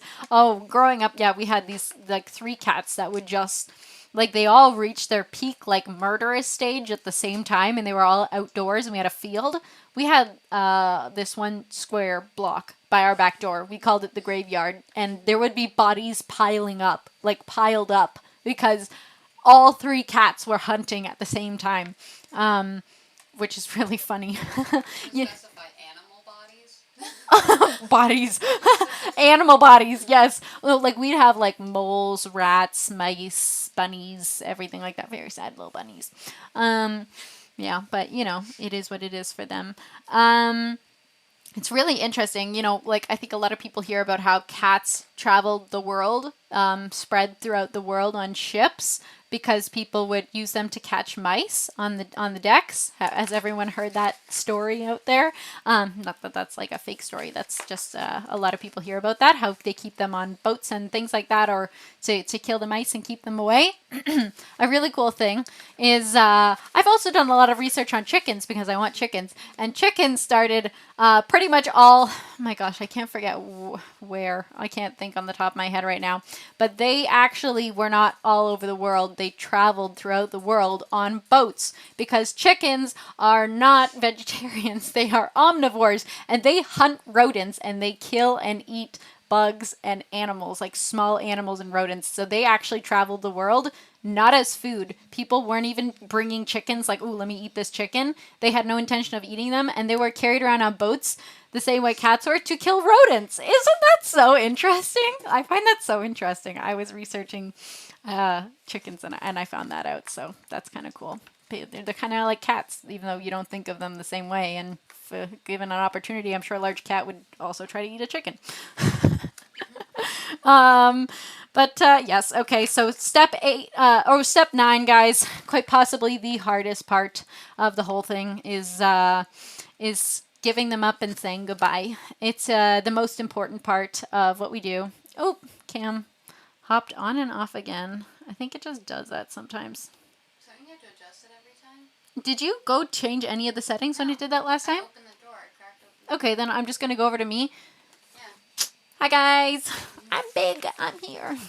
I'm going to have this off to the side, and then when it comes back, it just pops out for a little bit. Oh, see, it's back already. I literally need to just transition it off and then transition it back on again. It's weird. But it's all good. Easy, smooth transitions there. But yes, obviously, step 9, hardest part is saying goodbye to the kittens. And, you know, getting them to an adoptive family, whether you're hands off or hands on. That might mean writing a bio about the personality, taking pictures. I know, it's so sad. I think I've cried every single time I've brought my kittens back. Like, I am that, like, I must have the weirdest relationship with these people at the shelter, because every time I'm in there, I am bawling, and I'm just like, here you go, take them, okay? And I'm just like, I'm fine, I swear I'm fine. And oh my gosh, yeah, it's so bad, but I make myself get through it, and the ladies there are like, yeah, we see this all the time, yeah, typical, all right. just drop them off and just go.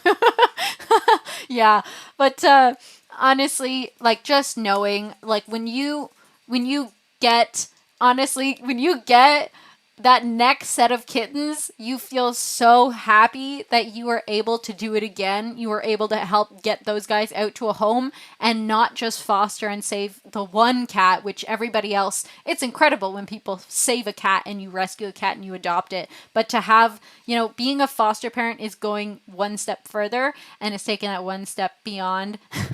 Especially with Mint and Time, they were so cute.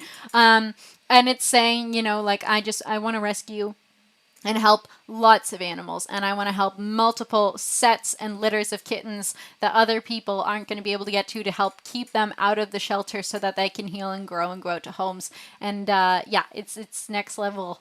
It's hard, but honestly, fostering again is the easiest way to get past it. Oh, Tibby, you're a legend. Thank you. That is so sweet. That is so wonderful. Thank you so much. I just love doing it so much. Honestly, it feels kind of selfish to say that, like, I'm doing something for others, when really the amount that I get out of it, the amount of, like, love that I get out of fostering, feels selfish to say that I'm doing it for anybody other than myself. But yes, it's a wonderful thing to be able to do, and I'm definitely blessed to have the opportunity to do that within my home, and to be able to take in and you know, donate some supplies and stuff like that for them as well.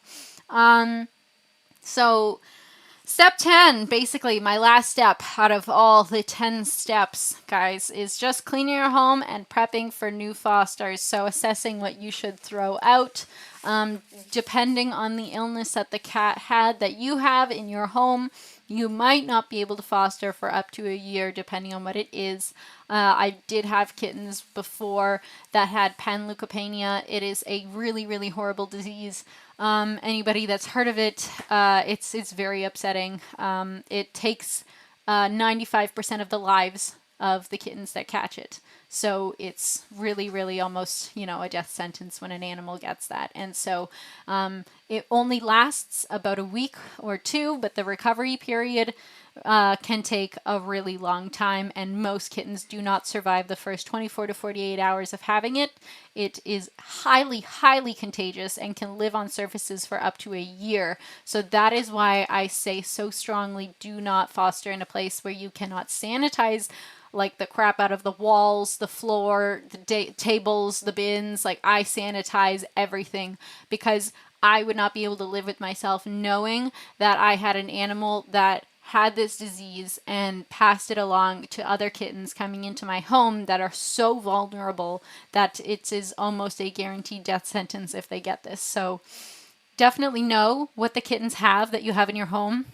If you have kittens that have ringworm, you're going to have to take extra precautionary measures and wear PPE when you're in the room touching them. You can't even touch them to your skin.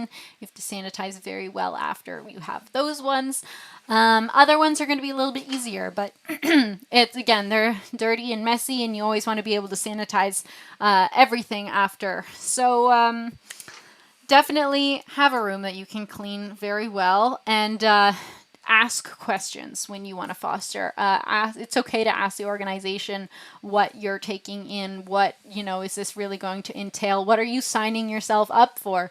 Because there's always a risk that you're taking in a kitten and it can be fine and not have any illness and get sick. In fact, not most, but I'd say a lot of the cases I've taken in that were sick animals, they weren't sick.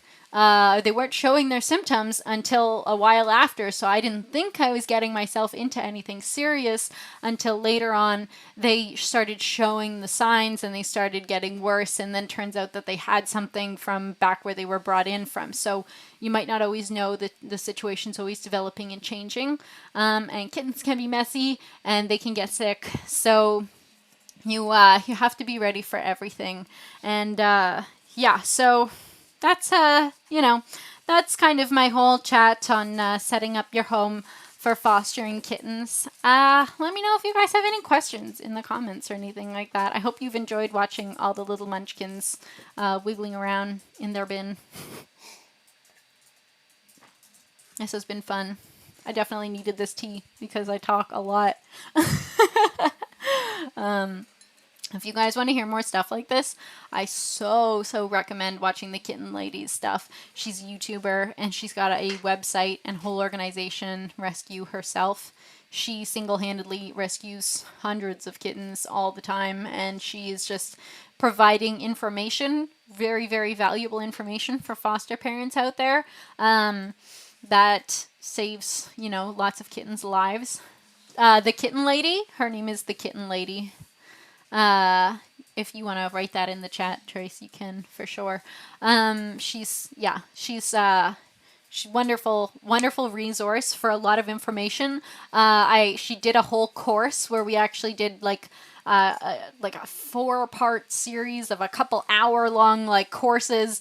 She put them all together with Royal Canin sponsoring that, and it was just a great resource for free for foster parents out there, people that were saving and rescuing for different rescue organizations. And I learned a lot from her. She's responsible for teaching me a lot of the stuff that I know. A lot of the stuff that I learned was from the shelter. Oh, thank you for tossing that in there, Trace. The Kitten Lady, yes, on YouTube. You can check her out there. And the other organizations have been responsible for teaching me a lot. They are wonderful and hands-on, and yes, they trained me in a lot of things that I was not comfortable doing in the past, like the needles and everything like that, are feats in themselves to learn how to do. Yeah. Oh, yeah. I forgot. I didn't finish going through all the pictures of the. I didn't get to the fosters that I actually ended up keeping. So you guys might have seen Dolce in the last stream. She was in my arms, and Dragon hopped in for a little moment. But let me just see here. This other. Okay, this litter is the litter that they came from. So if I zoom in. Oh, I can't zoom in. Lovely. Sometimes I can't. Control plus near the backspace bar. Let me just see here. Control. Should be right next to the backspace bar. Ah. Okay. No? Well, that's what it was. Oh, it didn't work. I did. Yeah, but it didn't really do it the way that I wanted it to. Whatever. That's fine. Okay, well, you guys see them close enough. I was going to zoom into their little faces and show you which ones are which. Yeah, so this litter of kittens, we did suspect that they had panleukopenia. Afterwards was found out that they didn't, so we didn't actually know what it was that they had. Very sadly, a lot of members of this litter were lost. The three cream-colored kittens, one passed away before getting brought to my home. The other guy, he was actually adopted out early. He was doing great. And then these two and these two were brought into my home. They called me up and they said that they were in really, really rough shape and would I be willing to try to take in and save these guys. It's different from any foster scenario I've ever been called to do. Most they're stable. They're, you know, sick, but there's a plan to get them better and they're on track to getting better. These guys was a last ditch attempt to save their lives, and if we could save any more, then that was why they were being sent over to my home. So it was very scary. I'd never lost a foster kitten before in my home ever, and this was the litter. You see these two little guys, they were brought into my home, and then this one was a little sweetheart. That's Dolce, actually. I'm not sure. Let me check the camera. Sorry, guys. I can actually, I'm just seeing who's at my door. Because I wonder if it's some sort of delivery or something like that. Oh, no. It's the next people over that are getting something delivered. Oh, cameras. Love them. Yes, so this was little Squidward. He got really, really sick. You can see syringe in the background. He was not able to eat towards the end. He was not able to drink towards the end. I learned how to administer subcutaneous fluid so that he could get some water. I was feeding all of his food through a syringe to try to get him to eat. And unfortunately, in the end, he did lose his battle.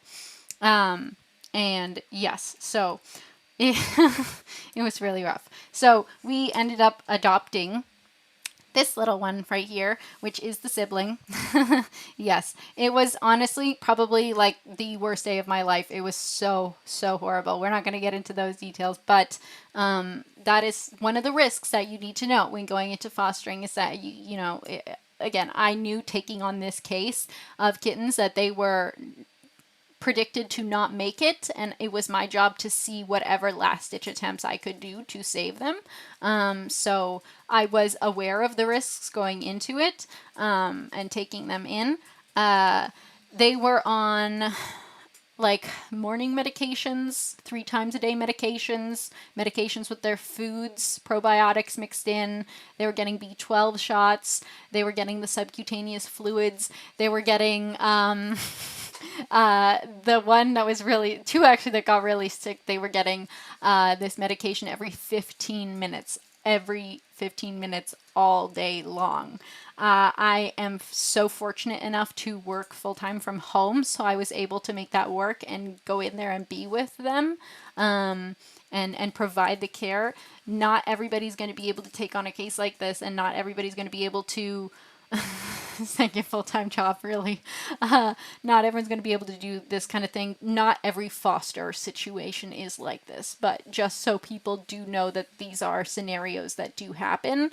And as you get more experience and further into it and you want to take in more complex cases, then that's just, one of the things that can possibly happen.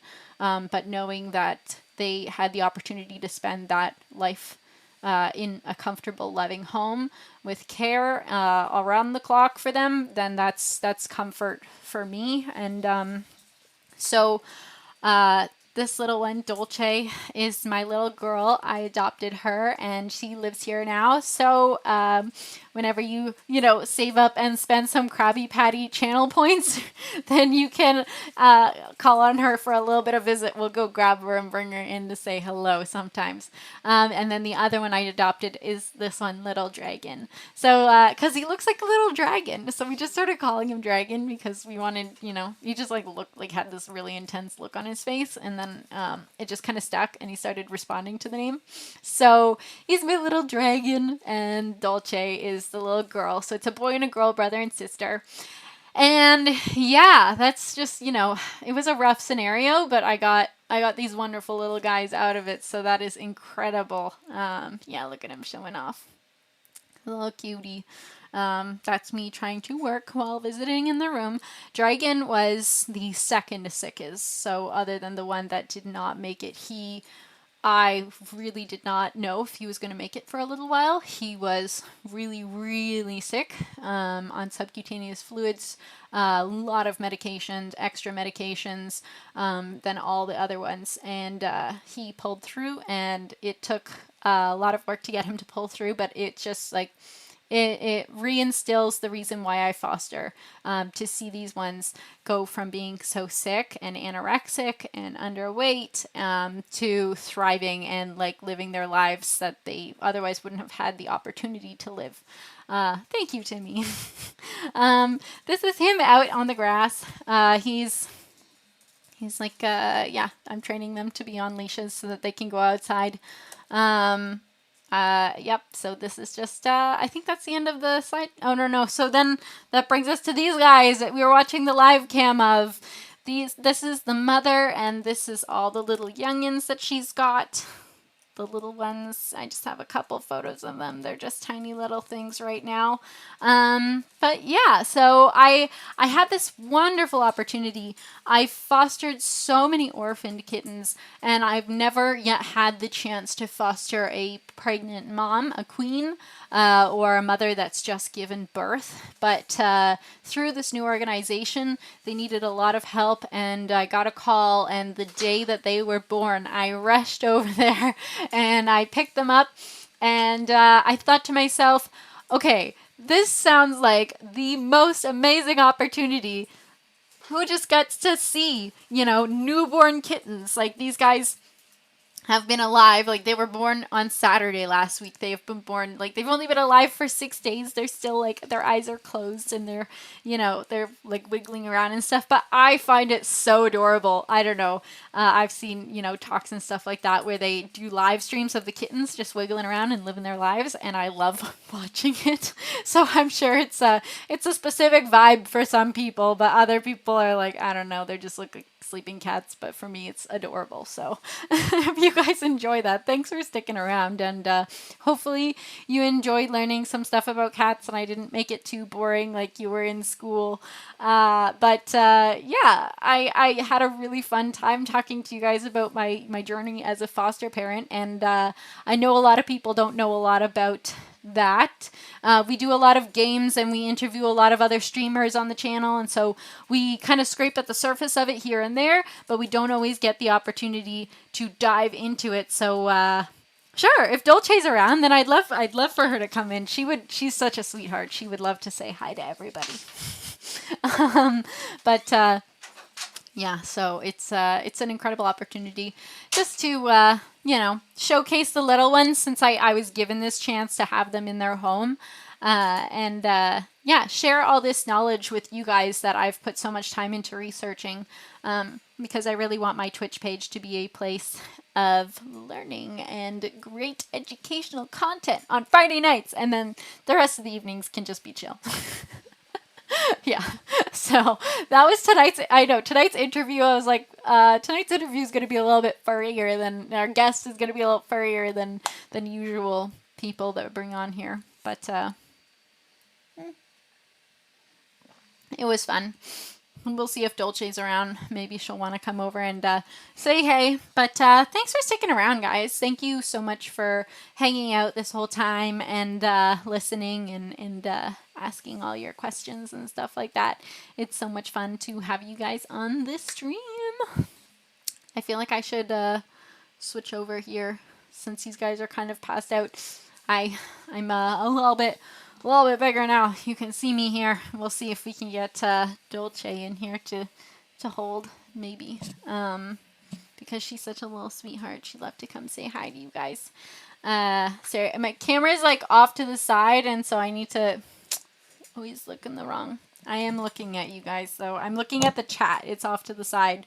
But I'm surprised. The mom has stayed away for so much time. Like, during this stream, she really does spend a lot of her time outside of the box, away from the kittens, which is surprising because I guess I made the room quite warm. I really didn't want them to get cold, so I feel like I feel like they're doing good. They don't need her to warm them.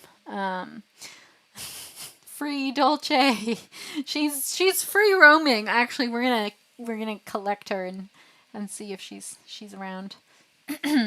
Thanks for the heart, Sabri. Thank you for sticking around. Thank you to me and Tracy and Sabri and everybody, and for just staying on, and Matt for being on. If you're still hanging around, just it's so awesome having you guys coming back each week, and it's so much fun chatting with you guys. If there's any topics you want me to talk more about in the future, or like if there was a game or a guest, or fostering is fun to talk about, like you want to hear more about in future Friday night shows, let me know, because you guys are the ones that mold the content, and what you guys want to see I will produce. I will bring on topics and guests based on what you guys most enjoy hearing more about, for sure. And if you miss any of the past episodes, or you were like, hey, I want to hear more about that, then you can go on our YouTube channel and check them all out.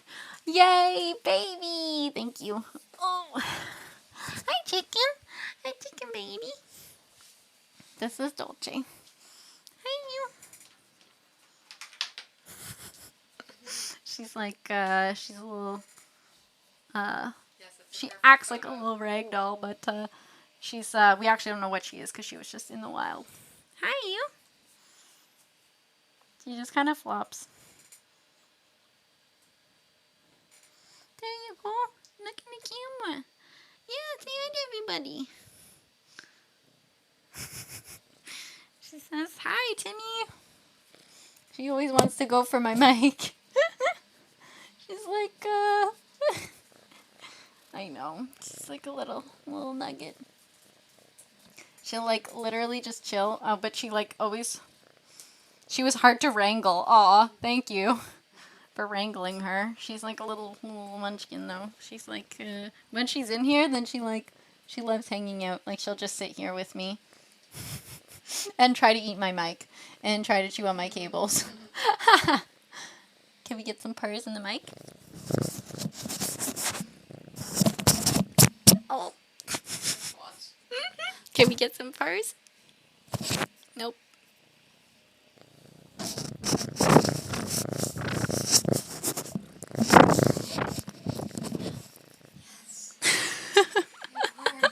There you go. Oh. Thank you, baby. Very good. Yeah, I feel like that's a good ending to a kitchen stream. Okay, she has more to say. That's cool. This is literally the most cat content, like, I think I've ever swarmed anybody with. Like, we've got live stream kittens on 2 screens and pictures of cats on the 3rd screen. If you don't like cats right now, like, I am so sorry. Like, how can we flood people, like, more? It's just actually hilarious. But yeah, she'll just pretty much, like, chill here for good, so that's cool. But... No. She's actually, I don't care. She can just hang out. Yeah, I guess I'm gonna wrap it up there then. I realize that it's like we're just about to hit the 2-hour mark. Boy, can I blabber on about cats and fostering. Yeah, it was so much fun this Friday night, guys. So I'm really excited. I was just about to say I'm really excited for next week, but unfortunately we're going to be taking a break next week. We will be off next week. I'm not sure if you guys can hear me, because my mic has been turned by this little chicken. But yes, we will be off on a break next week, Friday. Got so much fun stuff going on in my life outside of this streaming, although streaming is so much fun. So I'm always going to try to make lots of time to be on a good schedule, because I know that that's the easiest way for you guys to follow along. So just so you know, I will be posting about it on Instagram to remind people, but that next week's Friday night show will not be happening. So maybe we'll come back with something really fun for the week afterwards to make up for that for you guys. But thanks for tuning in this week. And oh yes, check out our Instagram. Welcome to the lobby. It's gorgeous. It's like, see this pink vibe we've got going on here? It's yeah, it'll have all the updates, and it's just nice to look at if you like nice to look at Instagrams. Yes. So, anyways, thank you so much. Can you chill here, Dolce, while I press the buttons? She's like, oh, okay, there we go. One handing holding this cat. Alrighty. She's like chilling in the wrong direction. Oh, Tracy's waving bye. Why? She's like looking at your hand, like, what's going on? Why you do this? Look at, hi, you chicken. She just sits though, like one hand. She's so well behaved. I know. What the heck? Well-mannered, like fancy kitten. I know, guys. Look at this. I raise chill kittens. Oh, are you gonna fall asleep? Yeah, she just likes to be held, you know. She's just hanging out. Oh. She's like, I'm gonna pass out now. Okay. I know, chill vibes. Sorry guys, I'm like, oh yeah, I'm gonna hop off the live stream, and then she just flops. Look at the toes. Look at the toes and the feet.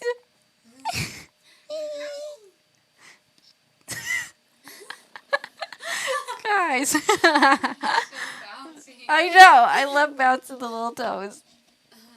Thank you, Sabrina. You're amazing. Thank you. I hope that you learned something. And you know, if you ever want me to chat on the topics more or want to ask me any questions about it, I am always open to helping people or talking to people more about it. Obviously, I have lots to say on it. And yeah, it's so much fun to research, though. It's like wonderful. So look at with our little paws bouncing. Like, bye guys. Oh, not the mic. Not the mic, you little chicken. I know. I don't want to go because she's so cute. You could have that other cam, like to do the side view. Up close with Dolce. Yeah. I mean, it's kind of perfect timing though, because all the kittens have just passed out for good now, so it's all good. But yeah, alrighty, guys. Don't forget to play the highlight reel. Oh yes, we have a highlight reel from some of the past more gaming style episodes. So they're less of like an interview, and they're more focused on the games themselves. But it is a fun highlight reel. Oh, thank you, Rhoda Island. I'm glad it was a great lesson. Thank you for signing up to my class. Do your homework.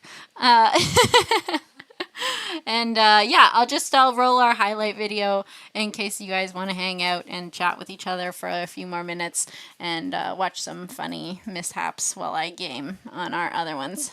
Oh, anytime. I love educating you. Oh my gosh. Okay, guys. Thanks for stopping by the lobby. I'll see you guys next week. Get it, girl. Go get it, get it. Come on, you got this. You gotta be experienced too. There we go. Oh, I killed one! Oh my gosh, look at me go. Oh my gosh, my favorite part about this character, how if I face backwards, you literally don't even see me because the hair is so huge. That's like real life goals, pretty much. Uh-oh. I just broke a chest. Break down the house. What just happened? What? Oh no! What? The house just broke. The whole house? What? What? What's going on? Oh my no. gosh, why is our entire house falling down? James, I leave you for 1 second. What did you do? No. Okay, this is why this is a setup day. I was like, So- I see you. Oh, you just the giant tree. We're just fighting this tree. Yep, you're just fighting the trees. Oh my gosh, you Did got you it. see that? Yeah, I'm right beside the deer. Wow. I didn't even realize you were there. That's I'm awesome. right there. Okay, how do we Come get here. there? Close to the water. We're gonna start here. All right. Oh my gosh, are you're we in gonna Kaya, freeze right? our way across? We're gonna freeze our way across. Oh my gosh. Okay, I'm ready to go on an adventure. How do we make a boat? Let's make a boat and just go look at the boss. Am I too Yeah. eager right now? So I'm like not good at making these characters like me, and so I keep giving people things that they hate. Like, oh, watch this interaction with this guy. He's a peach. I don't know you. Why are you talking to me? That's nice. Stop that. Okay. Yuck. Oh, shoot. I was going through the garbage in front of him. Look, I'm going to give him something. From the trash? Look, why are you giving me your garbage? Like, that's right. No, oh, you know, I actually did pick that up from the trash. Stop that. Yuck. Here, take it. Okay, now we're moving. Okay, good. Oh, now we're moving. Now we're moving. Let's We're go. moving. I don't know what's going on. Oh my gosh. Okay, nice. Nice. Oh, we're so gonna hit that rock. I told you, that's why I said you don't really gotta roll on the weapons banner Can we because you get a just- lot. Pause on the name of this club. It's literally called the Debate Club. Oh, Great. now I'm really sitting. I'm dancing. Ooh, ooh. What are you doing? Did you tell me already? I can't remember if I asked you who your least favorite character was or who you think is like useless, basically. I think you were telling me that you thought like one of the characters was like Oh yeah, definitely Diona. Diona, right? Absolutely. Why? I don't I know! was literally just about to be done. Oh, I didn't close any connection. I didn't know I had to keep that screen open the whole time. Wait, so if you shut that screen down, I get kicked out? I don't understand that. That doesn't make sense. Wilson! Wilson, I'm sorry! I know. Wilson! We're on a raft. Wilson, come back. Alright, yeah, these are my ears. I can change the colors and everything. They're on the sides too. Oh, They were yeah! a gift from my boyfriend. Oh, but we're going down here, right? Keep going, keep going, keep going, keep going. Okay, up, up, up. No, up. Go up. Up.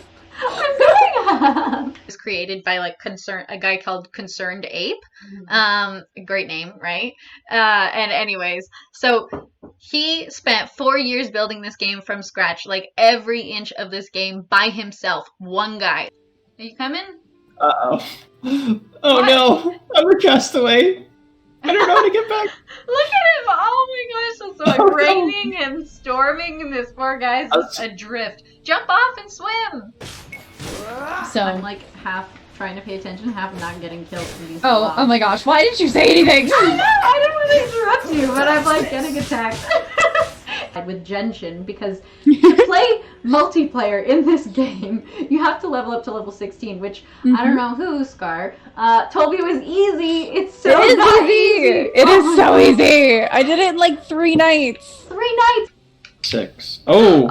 Oh. Okay. Okay. Okay. Oh All my right. goodness. Oh, Okay. jeez. I'm just gonna get my pickaxe here because I don't have another weapon. Holy smokes. What is going on? Oh my gosh. You're not smart. Oh my gosh, there it is. Oh my goodness! Oh!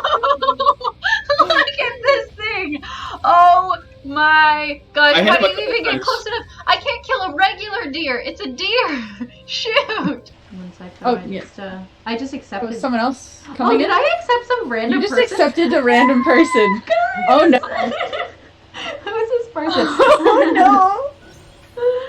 Oh no! Well, Who you can are kick him. You can kick him if you want. I just put a random person on game. Yeah. Thank you guys for joining me in the lobby. I hope you enjoyed your stay.